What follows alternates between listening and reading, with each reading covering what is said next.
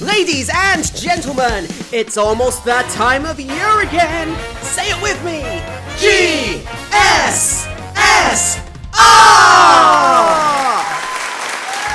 That's right, and for 2022, we have one of the best GSSR lineups yet, with 9 different class banners to choose from.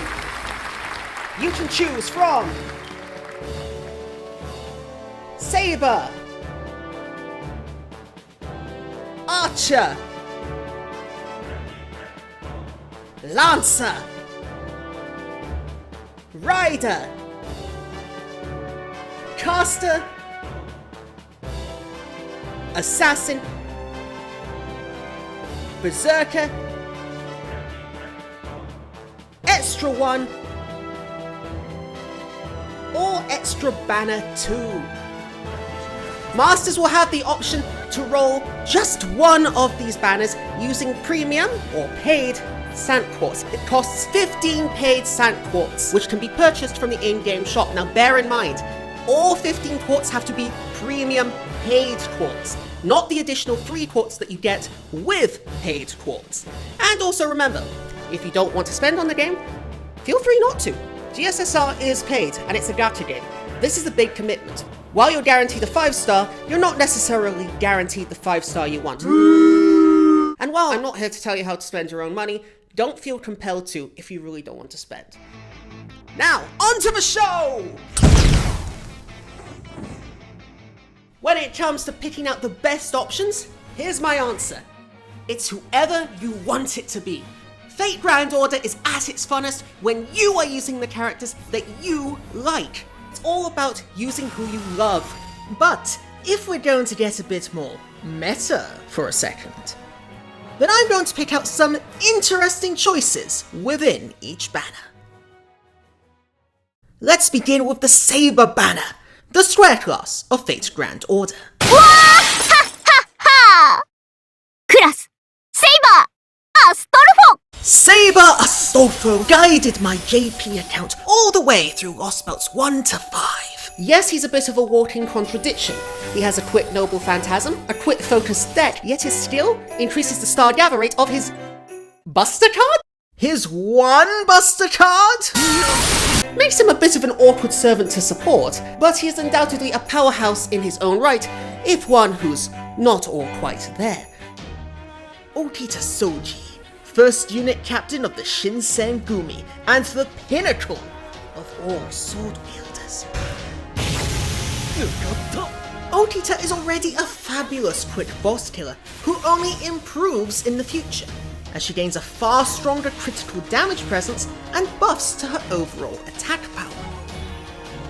And if you'd like to learn more, click on the card above.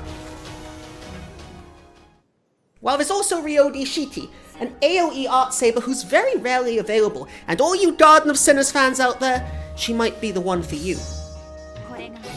But perhaps the best option on this banner is Nero Bride, who is not only a solid boss killer, but an exceptional support. If you're rolling the Saber banner, there are few better results. And again, if you'd like to know more... Oh, there's also Miyamoto Musashi. She's good. I must admit, I don't really care for Musashi, but she's undoubtedly one of the game's most popular servants and is incredibly powerful, boasting almost unparalleled one-turn buster damage potential. But she isn't my personal cup of tea. Oh no.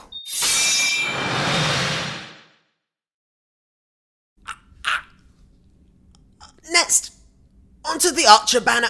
Ow! When it comes to the Archer banner, you practically can't lose.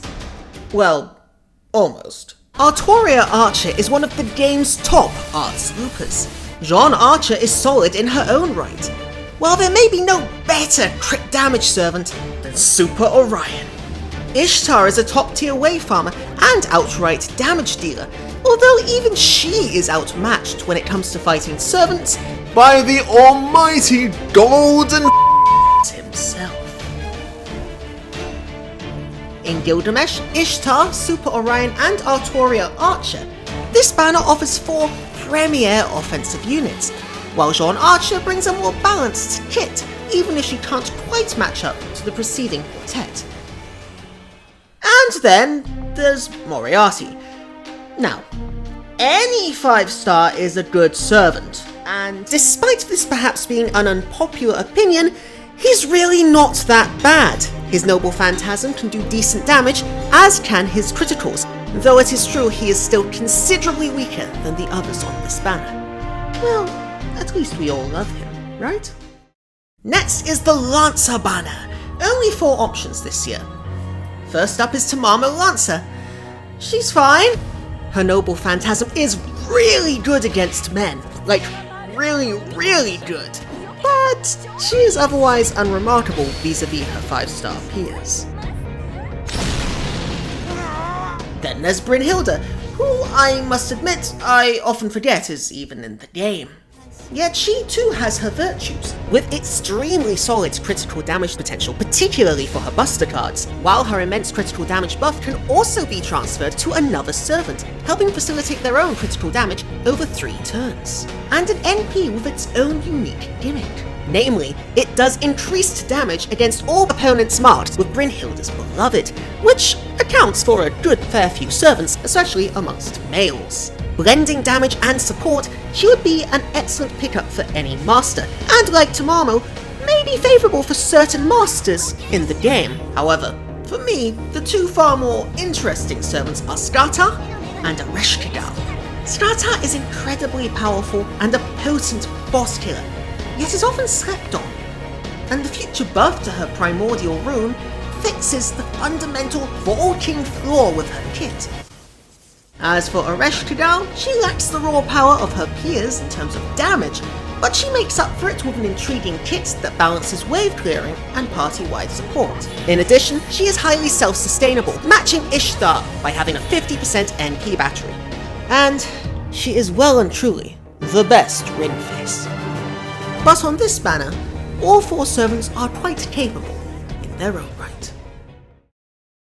On to the Rider banner, where there are only 5 options. The 2 that really stand out are Leonardo da Vinci and Sima Yi, aka Reynes El Meloy Archisorte. Because what the hell are British names? Da Vinci Rider is one of the game's premier loopers, especially upon next year's arrival of Mysterious Caster A! Da Vinci boasts an absurd number of ways to increase her own NP battery, and in the best of circumstances, she can do it multiple times over several turns, just looping again and again. If you'd like to learn more about her, click on the card above.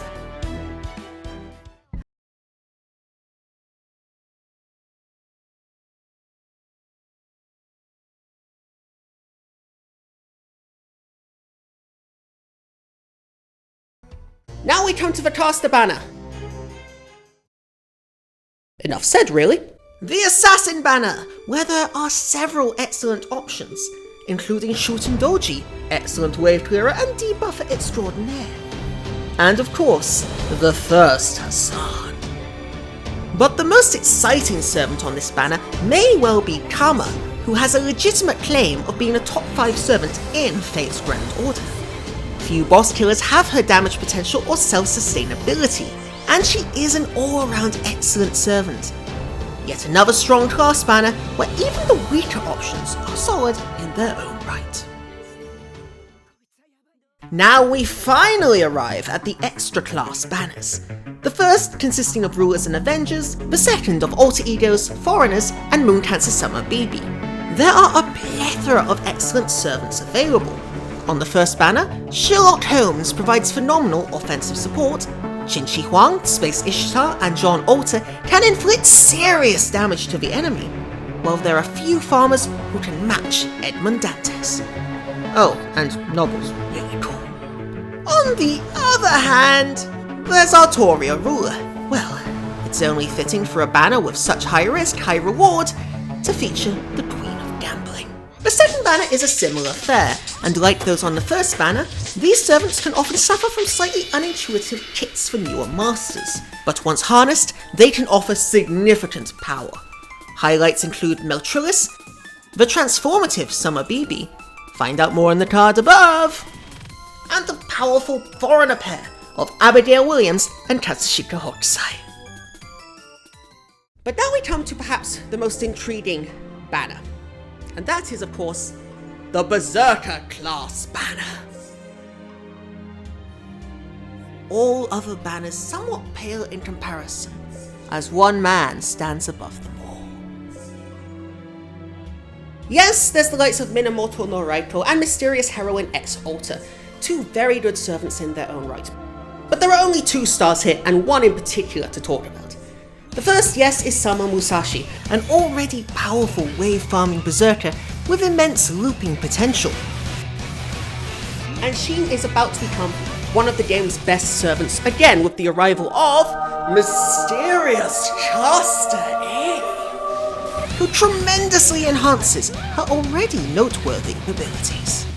But I think we all know, there is one servant who is now only available on GSSR. He is yet to have his own rate-up banner outside of his initial banner for Lost Belt 4. The god of berserkers himself, Arjuna Alter. As you can see, there are a number of very interesting options available this GSSR, and whichever 5-star you pull, no matter what I've said about them here, every 5-star is a phenomenal servant and has the ability to truly be transformational for any Master's Chaldea, including some servants I haven't really had time to discuss here.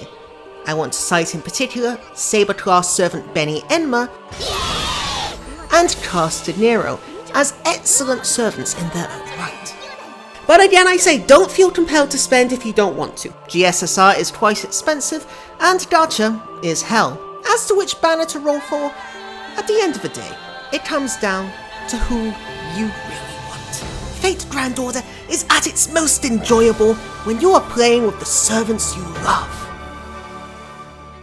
And tell me in the comments, firstly, if you are rolling, and if you are, which banner you're planning to roll for and who you really want. I'll have more videos coming out on the path to the new year. Merry Christmas, everyone, and thank you for watching. If you enjoyed, I would really appreciate if you liked the video and subscribed, and also feel free to check out some of my other videos. I've been Dunes. Good luck rolling, I hope you get who you're after, and Merry Christmas.